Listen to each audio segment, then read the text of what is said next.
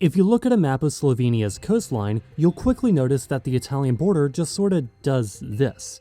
Why? It's all because of this city right here, Trieste, which for a short time was technically its own country. But how and why did Trieste end up being part of Italy? Why was this city its own country for a short time?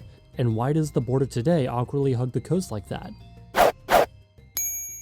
By the way, I never asked this, but we're so close to 250,000 subscribers. So if you enjoyed this video and you wouldn't mind just... whoops. So this is Trieste, or Trieste in Italian, or Trieste in Slovenian, or Trieste in German, or Trieste in Korean while we're at it.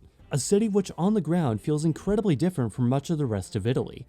Trieste is a melting pot between Italian, Germanic, and South Slavic cultures, as indeed the city has only been within Italian borders for around 100 years. And indeed the border with Slovenia does look like it kinda just awkwardly swooped around to take only the coastline, so what's going on here? Come on Italy, if you're gonna swoop in and take Trieste like that, at least take more than just the coast. Wait, no, stop. This rough area has been inhabited in some form for over 3,000 years. First by the Illyrians, then by the Veneti, who would lend their name to the future city of Venice, just a 2-hour train ride to the west, and later the Carni. In 177 BC, the area would be taken by the Roman Republic and subsequently made into a Roman colony. The city quickly took advantage of its position on the road between Aquileia and Istria, modern day this thing sticking out of Croatia, and sitting right at the tip of the Adriatic, connecting the fertile Po River Valley with the Adriatic Sea and the interior of Central Europe. And this amphitheater was built by the Emperor Trajan in the 2nd century. Well, he probably got some help along the way.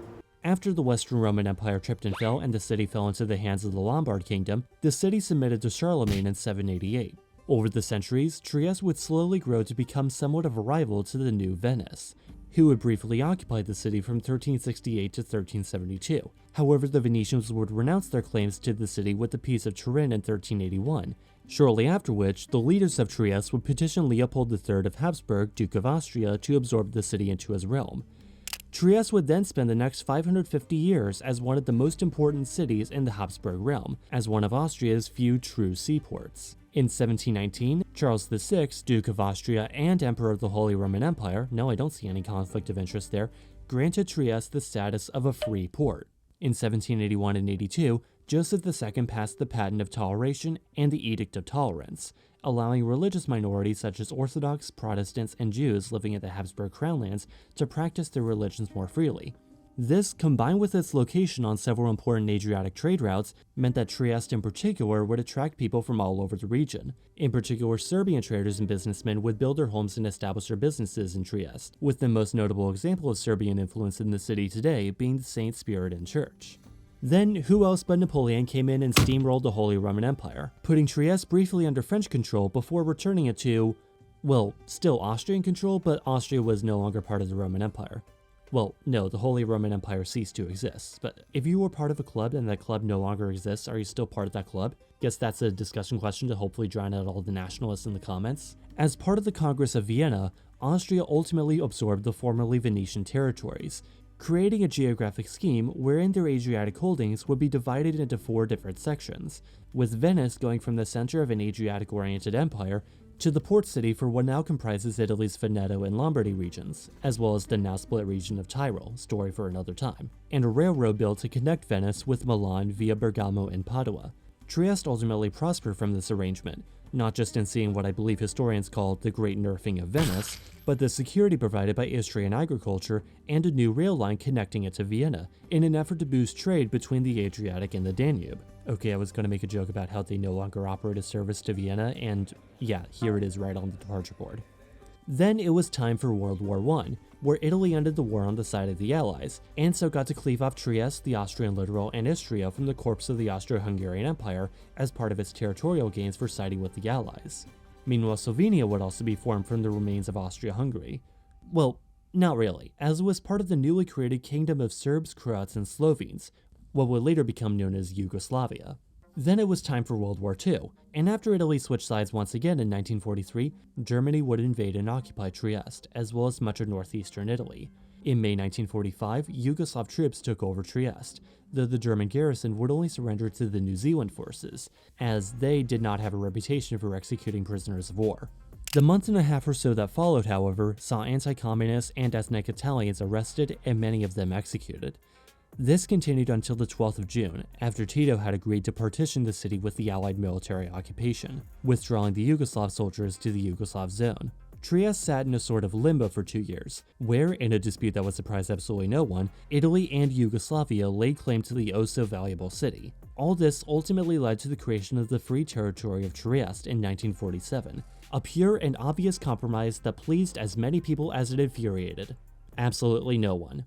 The Free Territory was, well, okay, maybe I misled you a little earlier in saying it was a country. It was an independent territory for whom the United Nations Security Council was responsible. The territory was divided into 2 zones by the Morgan Line, with Zone A being administered by the British and US armies, and Zone B by the Yugoslav army. Ultimately, this territory, flag on a poster for the Marshall Plan and all, would not last all too long, as the 1954 memorandum split the territory, with Zone A going to Italy and Zone B going to Yugoslavia, with the border we see today finally crystallizing with the 1975 Treaty of Osimo, also known as the Treaty on the Delimitation of the Frontier for the part not indicated as such in the Peace Treaty of the 10th of February 1947, which really sort of sounds like fixing the important parts that we didn't bother to agree on put in writing 30 years ago, treaty. So what that essentially means is that Trieste was under 6 different flags in the span of 36 years. Austro-Hungarian, Kingdom of Italy, German, Yugoslav, their own free territory, and finally the Italian Republic. Now, of course, you might be asking, why just this thin little strip? Why not, at least a little further inland to make the borders make sense?